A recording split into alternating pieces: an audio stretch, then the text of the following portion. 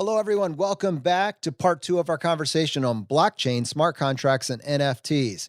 Today, we're really going to take that pick and shovel approach and talk through the different strategies that are available for individuals that would like to profit or create possible income streams in blockchain and cryptocurrency, but don't have any real confidence in any particular cryptocurrency or have any particular interest in 10xing their NFT collection. Welcome to the Ultimate Crowdsource Personal Finance Show. This is ChooseFI. You're listening to ChooseFI Radio. The blueprint for financial independence lives here.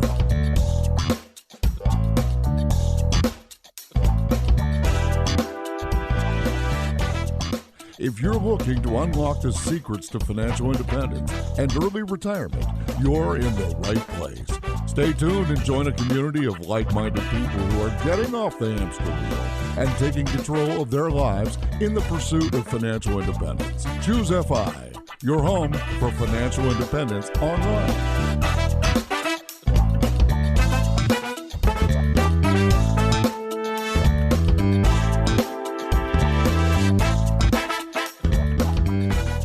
Hey everyone, welcome back. Today we're going to be picking up our conversation on blockchain, smart contracts, and NFTs. This is part 2. The first part of this series was episode 361. You can find that at ChooseFI.com/361. And we're just going to go right back to that conversation. And when we left off, we had just finished talking about kind of the concept of NFTs, and we were starting to explore this pick and shovel approach, which was this idea that during the gold rush, the San Francisco gold rush, the people that most predictably made money were not those that were mining for gold, but were those that sold the supplies, sold the picks and shovels, supported the infrastructure. And today we're going to be looking at what that might look like for us now in the world of cryptocurrency. So I think one of the things that we're talking about here is if we take that, I want to have this store and sell the tools to the miners. What we're really getting at is, what are the different ways to participate in crypto outside of buy low, sell high? Which, if you have an investment, there's the 1 hour turnaround, right? And, you send the IRS your transaction record at the end of the year and you've made 10,000 transactions and you profited $15. So you can't find an accountant to work with you because, there's something along those lines, right? But anyways, the larger theme is one way to make money in crypto is to buy low, sell high. It is not the only way. So if you layer onto that, what we just talked about, which is this non-fungible tokens, NFTs, and how that opens up the door for us to start considering the possibilities of, yes, buy low, sell high with regards to digital assets, currently things like digital art, video games, video streaming services, assets inside of video games. But the smart contract feature is unlocking a whole nother level to allow us to build rules in, not just by owning it the first time, but potentially whatever happens with that asset in the future. And you can layer onto this a whole nother level, which is basically looking at crowdsourcing or owning an income producing asset. When you can collaboratively invest in an item, you can start to receive the proceeds that that item earns in the universe. Let's say there's a movie that's looking for crowdfunding. You sponsor the movie, you own a percentage of the movie makes profits, you're reimbursed by those profits. That's something that could be handled via smart contracts. You're watching the rise of esports, and esports actually start to receive sponsorship. Can people collaborate on owning a team, investing in the team, sponsoring the team, and then receive a distribution from the profits from that team actually winning? Can an income-producing asset be owned by a large populace and then using blockchain technology to act as a ledger of truth, distribute those profits back to the owners? That's the pattern. So one of the things to get across is that there's increasing levels of complexity to how you can participate in this cryptocurrency blockchain world with how you go about creating these income streams. And we're going to talk about 4 ways to make money inside of DeFi, which is decentralized finance. And there's a bunch of platforms with opportunities that are available. They have varying levels of complexity. But before we do that, one I wanted to mention, it's actually relatively simple and it's pretty prevalent right now, is airdrops. If you go back 3 to 5 years ago, it was all about the ICO, the initial coin offering. And I think largely due to changing regulatory parameters, nobody does an initial coin offering anymore. And now what they've substituted out for that is an airdrop, where if you hold some amount of one crypto, a new crypto that's popping up, or in some cases, that same crypto will give you more of the same one to distribute it farther. Now, this is a very, very interesting point. Why would someone give you free coins? And it comes back to the core idea that everything is only worth what someone else is willing to pay for it. And if the only person that holds it is the person that made it, it has zero value, zero adoption, and zero value. And so what might happen is that there will be a new company that is trying to replicate the growth curve of another company and will go look for the end users and the holders of that other established coin and say, hey, if you position your coins in this place, in this particular way, based on the percentage that you hold, we're going to give you this free gift of this amount. And it goes to the idea, if they can suddenly show up on the scene and they're spread around, then now they have a better chance of creating value, creating supply and demand where maybe there wasn't any before. Well, yeah, it's, and this concept of airdrop, it's kind of hard for people to wrap their minds around, but it's ultimately incentives, adoption, and community. That's what people are relying on. That's what these creators are relying on. A lot of what's going on in this world, which a lot of people are calling Web3, is based around community. And they're trying to align incentives with, instead of it just being like we're saying, and not to necessarily pick on Facebook, though they're a pretty easy target, but like when you go to Facebook, like don't be confused for 1 second that like they don't really care about you, that they are running their own thing and they're just trying to maximize profit. And corporations try to maximize profit for good or ill, right? And obviously, especially with Facebook, we can debate that very, very, very easily, the good or ill. But again, not to talk about them, but like I have two examples actually, Jonathan, of these airdrops that I think are somewhat useful. So one is actually just based on almost like a public good and usage. So you described an example of something, and I will get into this. They call it like a vampire attack. So in essence, like you hold this type of cryptocurrency, we're creating a brand new cryptocurrency in order to supplant that other one. And we're just going to give out tokens with a little better incentives in exact proportion to what existed on this other one. So you don't use them anymore and you only use us. That's kind of, again, what's known as a vampire attack. I don't know where precisely that came from. But in the example, so again, going back to Ethereum, similar to the regular internet, right? There are domain names. So ChooseFI.com or Amazon.com. Those are domain names. You purchase them. And that's kind of that. That's how you, in essence, own/rent your little spot on the internet. On the Ethereum blockchain, there's an Ethereum name service, so ENS. And you'll see on Twitter, if you see a lot of people have whatever.eth, that's an ENS name. So what ENS did was, it was just a couple people, as I understand it, who kind of created this thing just a bunch of years ago. And it almost became like a public good, a community good.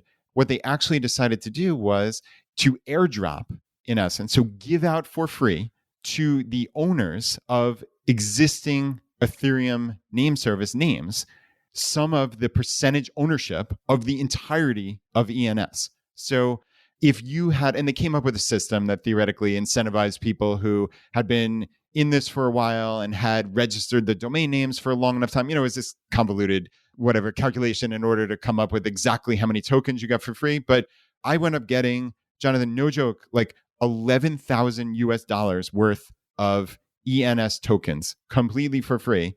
And in theory, it's to reward me for activity, but also to incentivize me. Then there are additional incentives that, again, are beyond the scope of this. But, for many of these, you can like stake these tokens, which you're kind of like holding it up and saying, I'm not going to sell it. I'm actually going to be part of like the governance, because you get a vote almost akin to being a stockholder.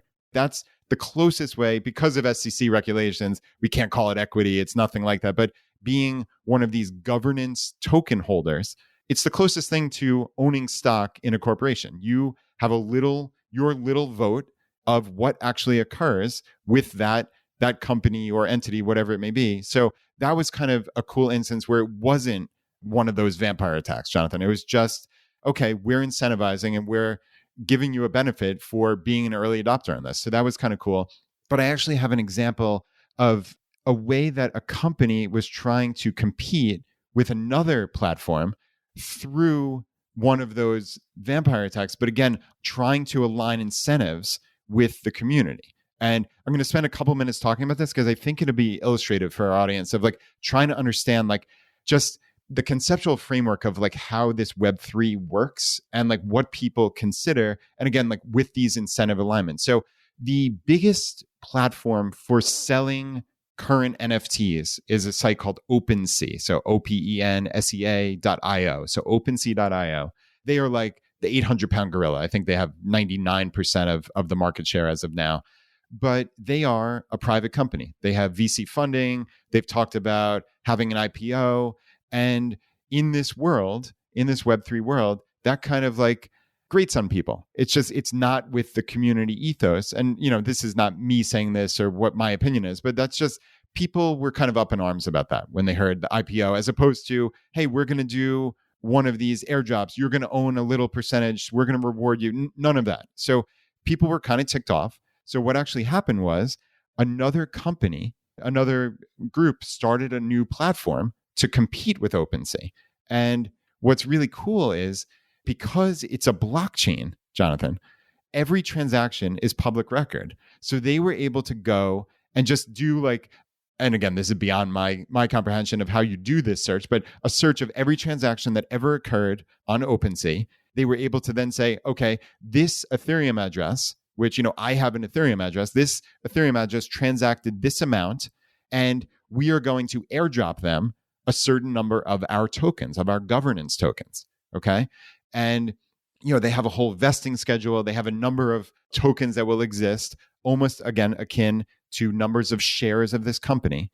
And what's cool is with the incentive alignment is when you stake these tokens. So this company is called LooksRare. I think it's looksrare.org. And this is now a platform to buy and sell NFTs, right? So they want to incentivize people to transact there. So what they're doing is they're giving the biggest power users of NFTs generally larger amounts of tokens. And when you stake them, when you put them up and say, I'm not going to sell these anytime soon, basically, you actually get a percentage of the income of that website. Okay. So of that platform that you can buy and sell NFTs, you actually get a dividend. And it's not like when you buy a share of whatever, GE or Apple or whatever, and you get your yearly or quarterly dividend. The income comes in essentially moment by moment. So like I could literally go to my looksrare.org account and see my dividend in Ethereum. So this is real money that I could transfer and sell for US dollars at any given moment. So this is real. So less, anybody thinks, oh, you're just getting crappy tokens in looksrare.org. They could go to zero. Well, sure, they absolutely could go to zero. But I'm literally getting a dividend of all of the platform fees. And again, it's public record. So it's very obvious. There are sites that track this and tell you what your percentage is going to be that day because it's in the contract. It's math-based. There's no person sitting there saying, oh, I'm going to reserve this amount for salaries today, and I'm going to reserve this amount for this.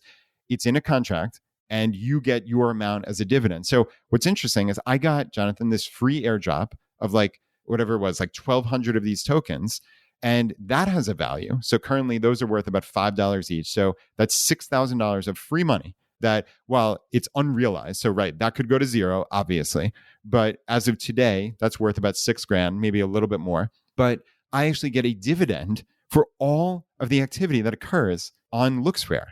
So I have like 0.2 ETH sitting in my account that's just free, that I've earned as an owner, in essence, of LooksRare. And I got this for free, right? So I could buy more of these tokens, stake more of them, get a higher percentage of the income of this site. And what's cool then, what does that incentivize? It incentivizes me to do all of my future NFT buying and trading, if there is any, on LooksRare as opposed to OpenSea, right? Right. So they got customers by rewarding the most active members of this community. So it's just, again, I don't know whether this company is going to exist a year from now. I have no idea. I almost don't care. It's just so intriguing to me from a theoretical standpoint. Like, I love this kind of stuff. Like, it's just so cool to see that you can do that and you can stand up a competitor to a company that was valued at $13 billion from the VC funding and all this other nonsense, in like a old school Web 2 kind of world. And they could stand up a competitor in a matter of minutes, in essence. Like, that is just a very cool thing to me. I have actually a bunch more thoughts on airdrops real quick, just because that is happening a lot right now. A lot of airdrops have happened. A lot more airdrops will happen over the next couple of years. But what are your thoughts on just a general philosophy? Because this is so speculative and it's so volatile. When you have a win, pulling some amount of profits. Is that something that is just generally good advice due to the volatility?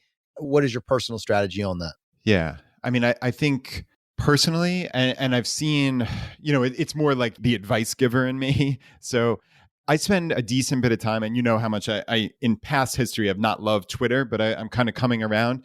But yeah, Twitter and Discord is really where all of the activity is occurring in this new world. And it's just kind of interesting to be almost like a lurker and just kind of see what people are doing, see what you can learn, et cetera. There's just a lot of smart people. But unfortunately, there are also a lot of speculators. There are a lot of people who don't really have the knowledge or wherewithal to make what we would think are smart and rational financial decisions, right? Like they think this stuff is going to keep going up. That monkey picture they bought for $500 that's now worth $200,000 is going to up only, right? Like, to use one of their phrases, like up only. And, I cringe inside when I see that. And, when this could be life-changing money for people, right? So like if you are someone who got really lucky and bought a picture of a Bored Ape for 0.1 ETH or 0.2 ETH, and now it's worth 70 ETH, that's, a couple $100,000, like, and it could change your life. I mean, you got to take profits, I think. Well, I would say you absolutely have to take profits. It's a no-brainer, right? Yeah.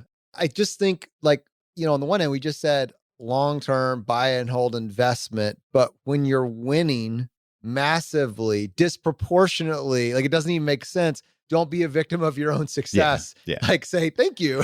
Well, yeah, thank you. This just changed my entire life. And you do see a lot of stories of that. Like, we're using this example. The most popular NFT project and community right now is called this Bored Ape Yacht Club. And it doesn't make sense. Do people see the anger on my face? Yeah, it sounds ridiculous. But anyway, there are many people who have sold these things and have, bought a house or whatever. And like, that's life-changing money. And like, yeah, I think obviously from a FI perspective, like, yeah, take profits. Like if you're so inclined to do this, if you got just really lucky, like again, if you're going to put a couple $100 in something and like, it's going to just happen to 100x and you just got extraordinarily lucky, like, I don't think you really hold on to that, There is this fine balance when you realize that you're speculating, sell when you know you're winning. Yeah.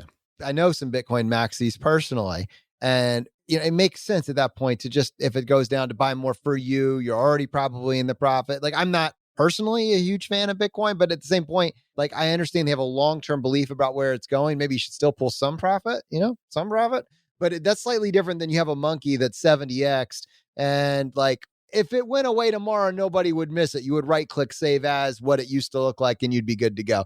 Right. I mean, it's just, come on. Yeah. And I mean, to contrast that, right? Like we were talking before about what are different ways to potentially, if you were so inclined, to invest or somehow get involved in this world. And like you said, picks and shovels. So like I have two random examples. And again, not financial advice at all by any means, but we talked about smart contracts before, right? So obviously many/most smart contracts are just based on math, right? Or this occurs on the blockchain and it's obvious. It's just if A, then B, and the contract executes. If not, the contract doesn't execute and expires. So be it, right? It didn't meet the requirements. But there are many, many things that actually need a real world verification.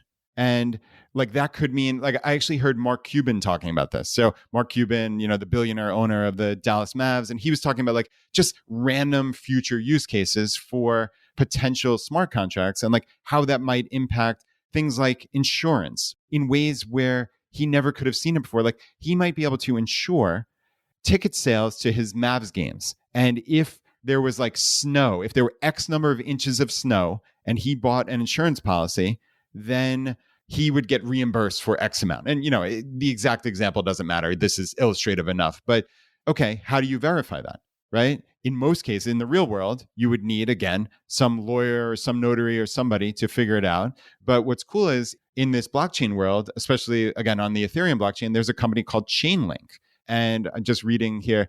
Chainlink is a decentralized blockchain oracle network built on Ethereum. The network is intended to be used to facilitate the transfer of tamper-proof data from off-chain sources to on-chain smart contracts. So there are times where someone needs to verify, some computer essentially needs to verify that it was 27 degrees and snowy in the Dallas area. And if so, then that transmits from off-chain to on-chain. and executes that smart contract, or fill in the blank with a million other examples of real world data that theoretically needs to somehow be transmitted to on-chain. And now that is obviously not limited to Ethereum by any means, but that's where this company exists right now. But would it shock me if Chainlink was available and went into other blockchains? No, of course not. They are verifying real world data to exist and execute smart contracts. Like, that is an interesting pick and shovel type idea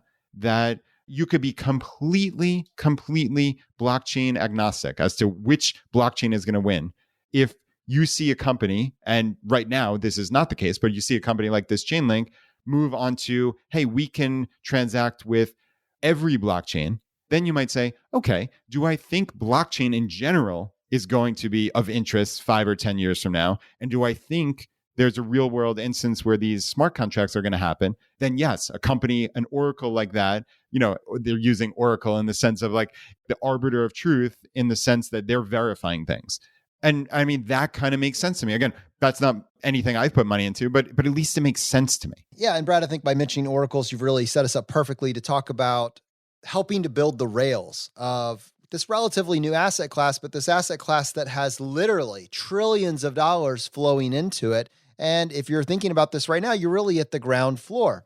And we'll work through some of the layers to this. We're going to talk about just lending to institutions that are working in this space. And then we'll also talk about DeFi, decentralized finance, and the 4 different methods that you can be rewarded for contributing or putting your money into the system.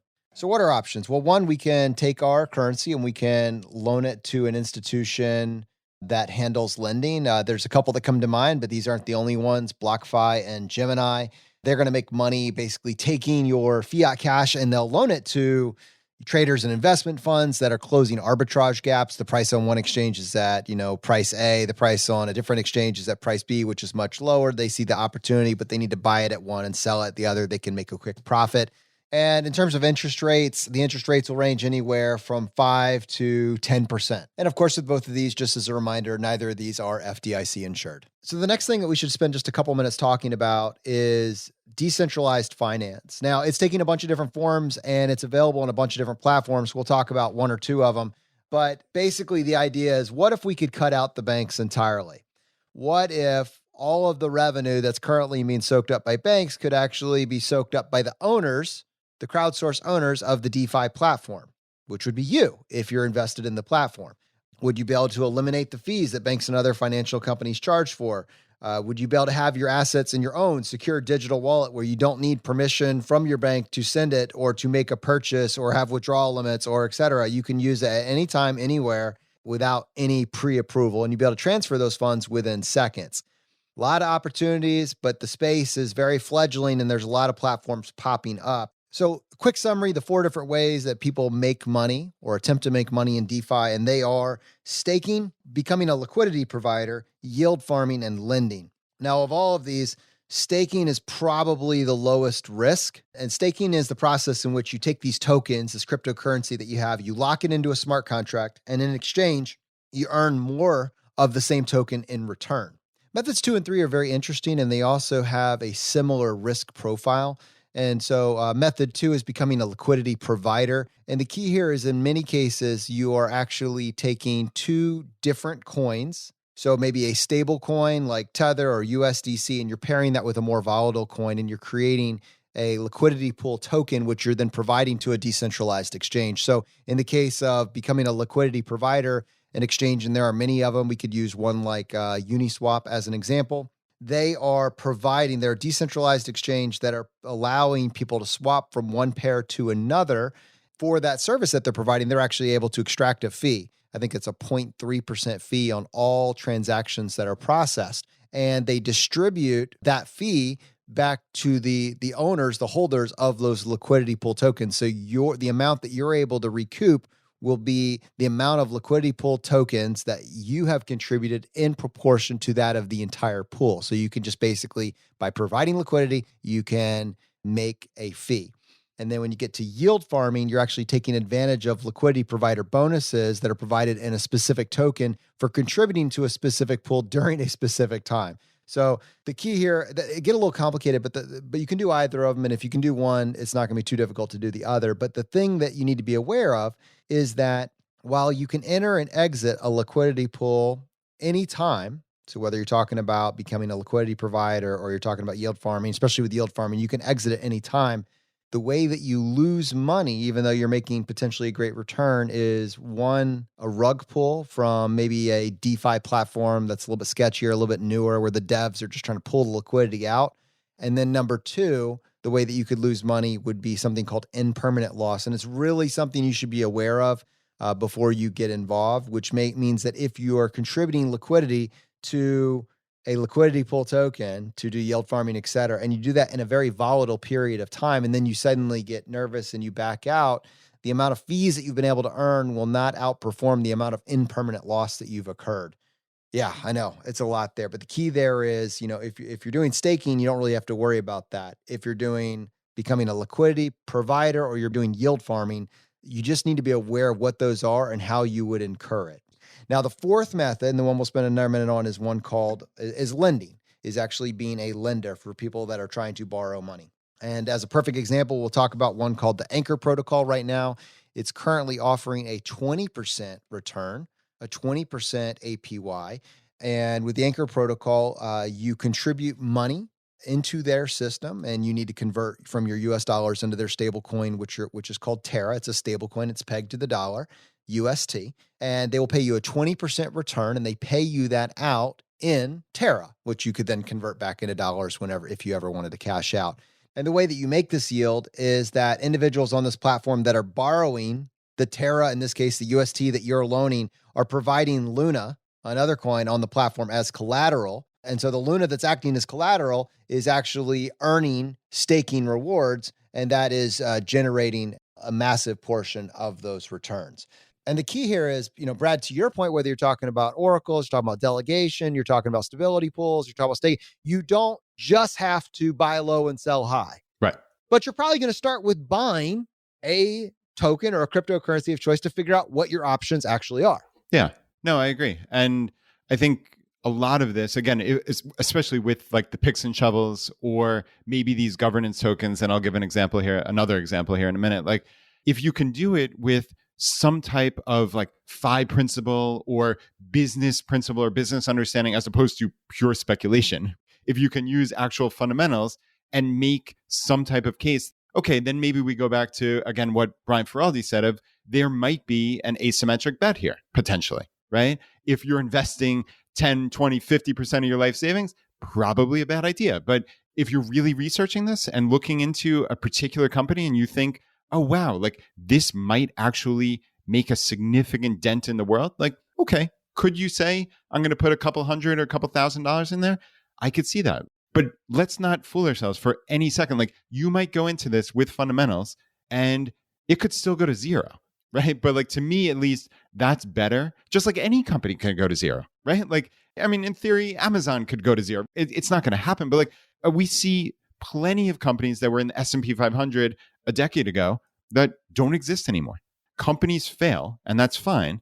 But again, at least if you're not engaging in speculation and you're making a business case for something, like for instance, we talked before, and again, none of this is financial advice, but there's a company that is trying to be the, let's say the Vanguard, or somebody compared it to BlackRock, but Vanguard is better for our audience. So the Vanguard of the index funds of the online crypto world. So this place is called Index Coop, so Index COOP, and they have different indexes of just all the decentralized finance. So you don't need to pick a winner because you're not going to, but could you get an index that has the top 10 or 15 and it's self-cleansing a la a regular index fund? Okay. If you think decentralized finance is going to be big, then maybe there's a metaverse index. There's, data economy, which we talked about. Chainlink is one of those that's in there. Like, okay, could this Index Coop be successful? Yeah, they certainly could be. I mean, could they go to zero? Could it just not take off? Yeah, absolutely.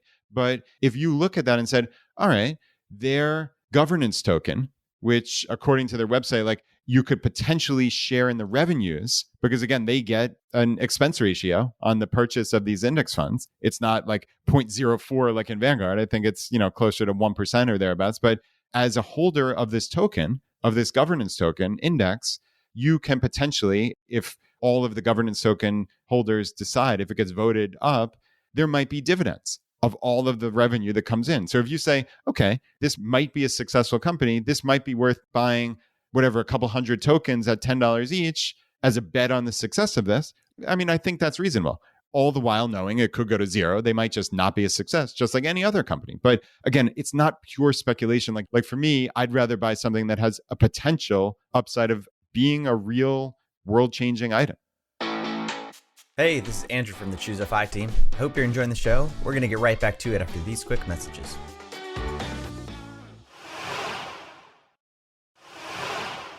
Hopefully this conversation has kind of set up our audience just to appreciate the terms because, I think I said this earlier. I own 0 Bitcoin and I own 0 Ethereum, but I'm still very intrigued by this overall conversation and the principles work really, really well. I personally have explored crypto and I kind of went down a different path. And so my personal journey ended up exploring a bunch of what they would call altcoins. So not the top, 1 or 2.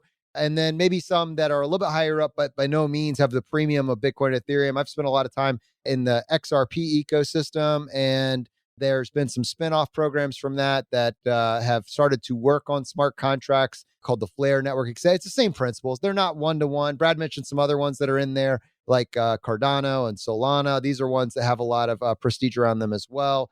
Bitcoin, it's got a market share at the time of this recording of $42,000 per token. Ethereum right now is at $3,100 per token. And while you can own fractional amounts of any one of these, you're not going to own a whole one unless you go heavy. Whereas, Cardano is at $1.39, Solana's at $136, XRP at the time of this recording is at 73 cents. You do not need to get started with any crypto. You don't need $60,000, $100,000. You could get started with, $10, $5, whatever, and I actually should point out David Gardner from the Rule Breakers Investment Podcast. It's a Motley Fool podcast. A wonderful job. They recently did an episode specifically on NFTs. And, David really highlighted that point that I thought was so good about the snap test. If it goes away tomorrow, does it make a difference at all? And so if we're going to be experimenting, with increasingly speculative investments with potential upside, I think there's a few principles to keep in mind. Like these are not insured products. Nobody's got your back. You know what I mean? Nobody's, if anything happens, there's no FDIC insurance. There's really no government regulations. Your money can go to zero. It really, really can, especially if market sentiment turns and everybody's fleeing for any particular reason. Just keep that in mind and be conservative with how you approach this. If a website is offering you ridiculous guaranteed returns, it can and might be a scam. If absolutely insane guaranteed returns, not every website is reputable. There are some that are more reputable than others and it doesn't mean they're guaranteed. It doesn't mean that they're insured, but it means that they're not scams. Like they have a utility, they have a purpose, they're able to do this. I've seen some websites that are offering like 1% return a day. Just run, right? Just run. I mean, they can say whatever they want. Ponzi schemes have gotten more sophisticated and you're going to want to probably stick to higher profile websites, that sort of thing. Another principle, not your keys, not your wallet. This reminds me of the second point that David made on this podcast that I want to highlight. The gap from going from 0 to NFT is incredibly wide. There's a lot of stuff that you need to account for, but you don't need to do all of that in one day. The 3 things that I think most people get hung up on is, what is a cryptocurrency and which one should I investigate or look into? 2, where can I buy it? How do I get my fiat cash, my US dollars, my international dollars, whatever they are? How can I get that onto that exchange, which depending on which one you're trying to buy can be more difficult than others. Not every crypto is available on every exchange. Coinbase is an exchange that has access to probably like 90+% of the major ones that are out there. But there's 10,000 cryptos. So actually, I take that back. Coinbase probably has access to like 200 to 500 of them. That might be smaller than that. Right. So, but market share, it's probably 99%. From a market share perspective, the larger ones are on there. But then you're not done. This is where a lot of people get hung up. Once you buy the token and it's sitting on Coinbase, that not your keys, not your wallet approach, I think is really, really critical.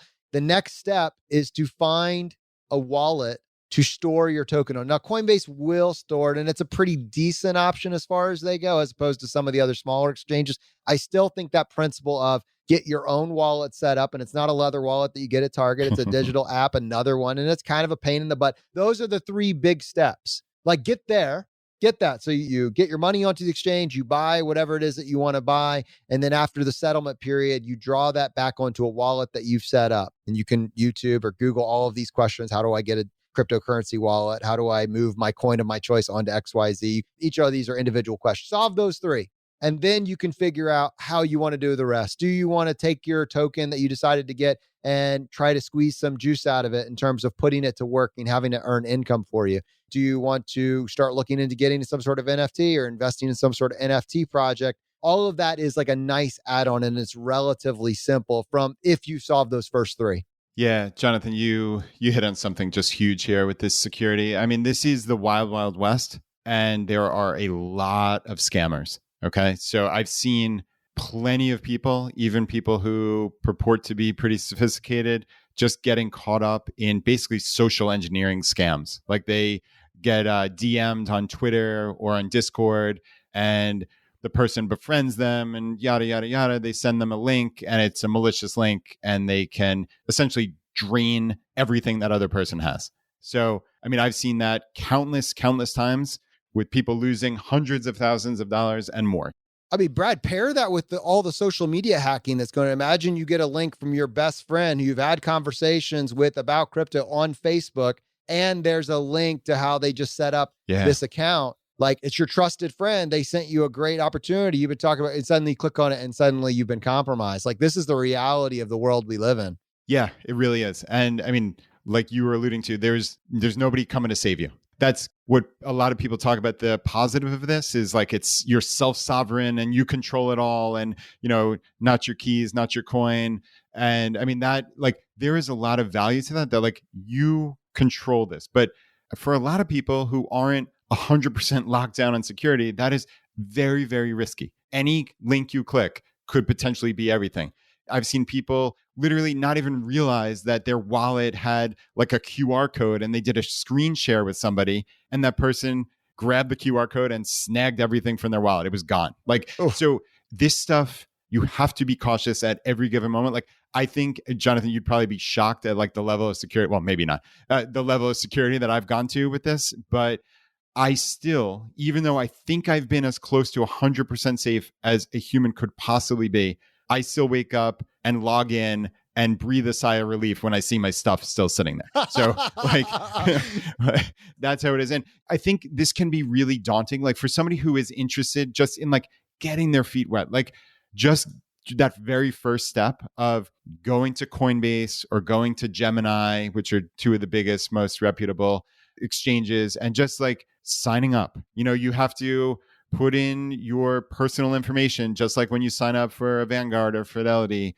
and you link your bank account just like you would. Like, this to us, you know, in the FI community, like, these are normal steps. You know, we're used to dealing with kind of a centralized exchange or some massive company.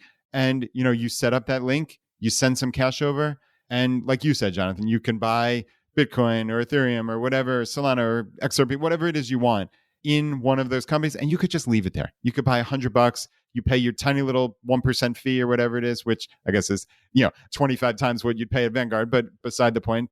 And the money can just sit there. You don't need to do this self-sovereign nonsense. But if you want to learn it and you say, all right, the worst case scenario is I lose everything, I get hacked. Like, all right, maybe I've learned something for $100 or $200 lesson of, wow, this is really scary. I either A, need to learn way more and safeguard myself way more, or B, this is not for me. Like, I'm totally out, or I'm just going to leave my money at Coinbase or Gemini. That's perfectly fine. You've learned something about yourself. You've learned something about the world. That might not be such a terrible $100 lesson, right? So I think people don't take security serious enough just in general. And, you know, Jonathan, we've talked about this with our regular security, right? Like having secure passwords, having 2-factor authentication, being smart and not clicking on links. Like, this is real stuff. Like, this is every day. And frankly, in light of what you're talking about, where you could have a sizable amount of value on your phone, and by the way, maybe consider not, but, you know, are you protecting your phone? Like, I'm just thinking out loud. I mean, you'll be practical with my paranoia. Look, I've got a little camera guard on the back of my phone. That's brilliant. My phone case. And I bought something separate for the front side. That's not stock. I put a little phone covered thing on there. Took advice from Mark Zuckerberg with his Apple computer. He says, I don't want you watching me, Tim. Yeah, he's not wrong. I think it was duct tape in his case. But, you got to realize your life, even in the absence of crypto, your life is on these phones, and there's opportunistic stuff that's out there. You got to protect yourself. I realized as I was saying this, I mentioned Ethereum and I mentioned XRP. And one of the things that got me excited when I was looking at is not you guys can hear a lot of my cynicism when it comes to NFTs. And Brad, I think the future of NFTs pretends possibilities. And the if then, you saw that little light bulb go off. Yeah, I think the current present of NFTs to me is not something that I want to speculate and put my money in, but I'm very much interested in the utility of a digital currency. And I don't think people appreciate how analog SWIFT is, how analog our wire transfer system is, how painful it is for institutions to transfer money from one bank or institution to another. And we didn't really cover this, but I got interested in XRP because that was something that they explicitly set out to solve. It wasn't so much for the end user consumer. They were specifically targeting the banks. And so they're a company that I'm interested in. But in December of 2020, they were sued by the SEC. And I'm not exactly sure what the resolution of that is into. I'm talking about an investment. I believe in the long-term thesis that it's solving a problem of right now. When you do that wire transfer, you have money in your account and then you wire money to another account. And people think it happens instantly. It doesn't. It happens over like 3 or 4 days. And it's an analog process where value is transmitted in the most archaic analog way that you can imagine. Imagine the instant transfer from one institution to another.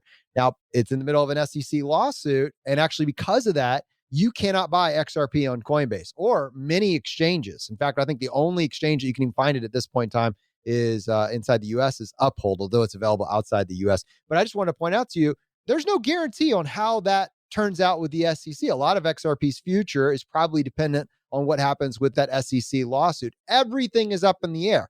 But what we do know is that companies are trying to solve problems. And if you can identify the patterns of how value is created, you can look for the actual cryptocurrencies and blockchains that are being used. You can also look for the companies that are leveraging that technology to build incredible businesses. So you can get the benefits of cryptocurrency, even without being invested in cryptocurrency. So for instance, Coinbase is a publicly traded company. And there's institutions like BlockFi, Brad. We talked about different options that were out there, but there's companies like BlockFi that will take your capital and use that in different ways and pay you a ridiculous return. Not insured, but a ridiculous return compared to what you're making in the traditional banking sector.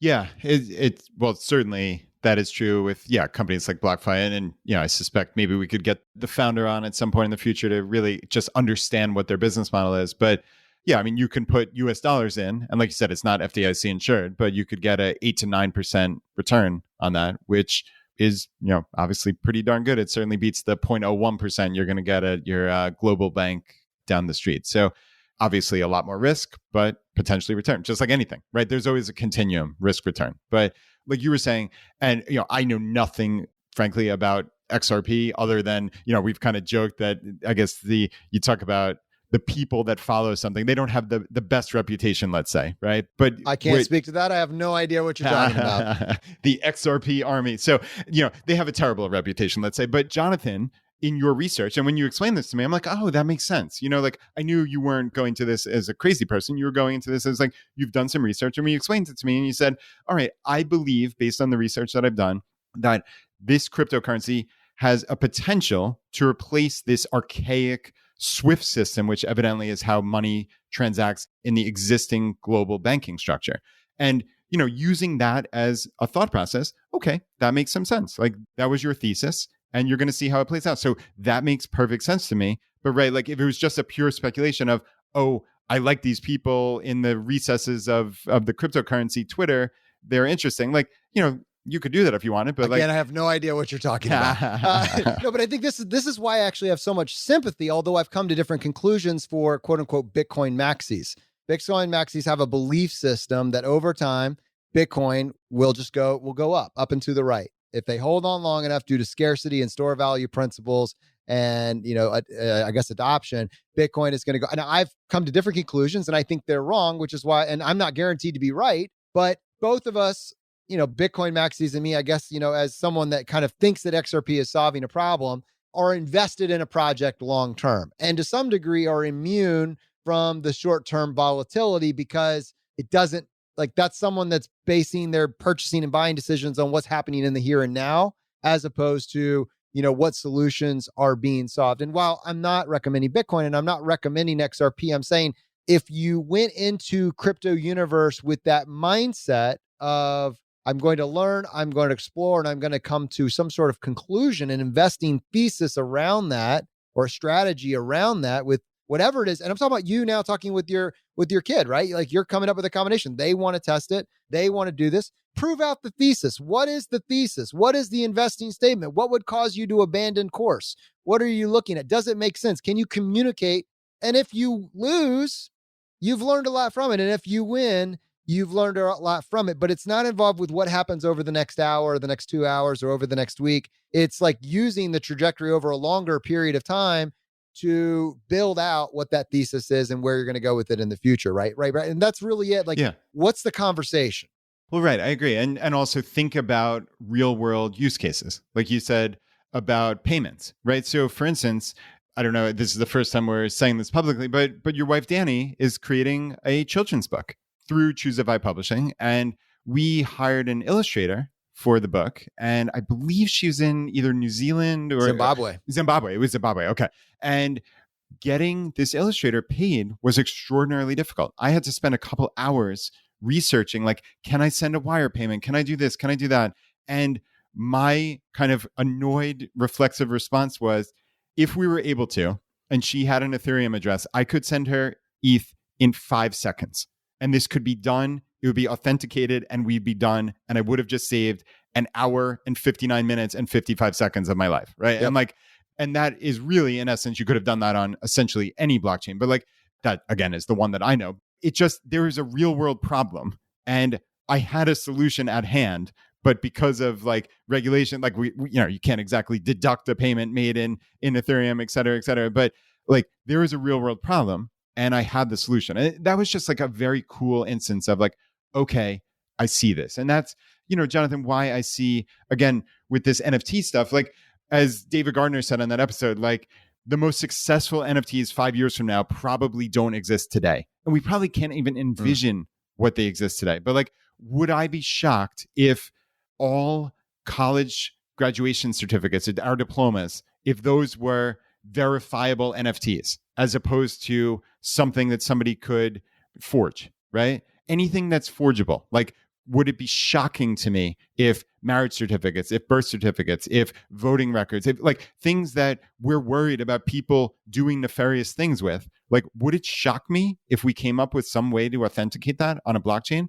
It wouldn't shock me at all. Can it be on a ledger of truth and be private? I don't know. We'll see. Well, but if you can solve that. Totally separate issue. Right. The privacy that I can't solve. But like, we talk about, like, for years, I've been talking with colleagues still in the accounting industry, CPAs, about auditing and how auditing is going to be a heck of a lot easier when you can authenticate really the source of a product all the way through the supply chain. Like, do I know what it takes to get from here to there on that? Like, no, obviously not. I'm just some dude sitting in a spare bedroom in Richmond, Virginia. But like, can I envision that there are smart people in the world that can see that? Can I envision that there are smart people in the world coming up with really cool ways to make individual, like we said, non-fungible tokens of tickets to concerts, where if the artist wants to prove who are my biggest fans, who's been to 10 concerts in the last 3 years, and I'm going to give them a private concert and fly them there and meet every single one of them. Like, they could do that very easily. Anything that you can dream of with NFT technology can occur. And that's what's so exciting to me. I can't tell you where it's going, but I know it's going there. And I'm just so excited about it. All right. Well, I hope if our audience picked up just a fraction of the enthusiasm that Brad has for this entire topic and carries that into the conversations that you have, with your partner or your kids, it's going to be, you'll be better for it, right? You'll have opened up doors of conversation. You'll be speaking each other's language, maybe in a way that you haven't been able to before. And it'll just, I think it will be a net positive in your life to do that. My wife will be disappointed if I don't mention where people can find out more information about this educational project that you brought up. Nice. And you can find, they built a homepage for it at baobabmoneytree.com. It's financial literacy. It's a book series that's going to be released probably at some point over the next 6 months or so. So it's not live yet, not available for pre-order, but she has been doing the Accidental Homeschooler on Instagram and on Facebook. And now she has a Baobab Money Tree series channel on Instagram as well, where she's talking about financial literacy projects really targeted for kids ages 8 through 12. I believe that's the age range. And this will really bring it together in a really cool book for that same age range. You can find more information at baobabmoneytree.com. Jonathan, you're going to have to spell that. There's not a person on earth, including myself, that have any idea what you just said. You know, we mentioned Zimbabwe. The baobab tree is a really famous, very distinct tree in all of Africa. And baobab is spelled B-A-O-B-A-B. B-A-O-B-A-B. Moneytree.com. Very, very distinctive look and something that reminded Danny of home and is very iconic. So she really wanted to center it around that. So you can come down to the financial literacy watering hole and fill that thirst for knowledge. All right, my friends, thank you so much for joining us today. It's an episode that we tackled, again, with some trepidation, but I'm excited with how it came out, and I'm excited to see how it'll be received by the community. I hope you got value from it. We don't need to stop the conversation here. We look forward to hearing your questions, hearing your feedback on the episode. It might be used as a springboard for additional conversations, and I will wrap up right after getting a final thought from Brad. You actually said questions. So I just posted this in my FI weekly newsletter, which you can always sign up for at ChooseFI.com/subscribe. But we actually are going to do a new feature on our website. So at ChooseFI.com, we're going to have a community Q&A, right, Jonathan? We talked about this forever as the ultimate crowdsourced personal finance show. And usually that means people are writing in with their wins, some life hack they have, but very often it's questions they have. Right. And we try to tackle them here on the podcast, but there's only so many minutes we have on the podcast. And there are a whole lot of questions. So we're going to actually have our team field all of these questions. So you send an email to ask@ChooseFI.com, and our team is going to monitor the email inbox. And we're going to try to turn many of these questions into a Q&A that exists on the website for posterity. Right. So if you have a question, undoubtedly someone else has that same question in our community. And we're going to try to really crowdsource as many of these as we possibly can to provide a real resource for you at ChooseFI.com. So if you have a question on this or any other topic, send it in to ask@ChooseFI.com. All right, my friends, the fire is spreading. We'll see you next time as we continue to go down the road less traveled.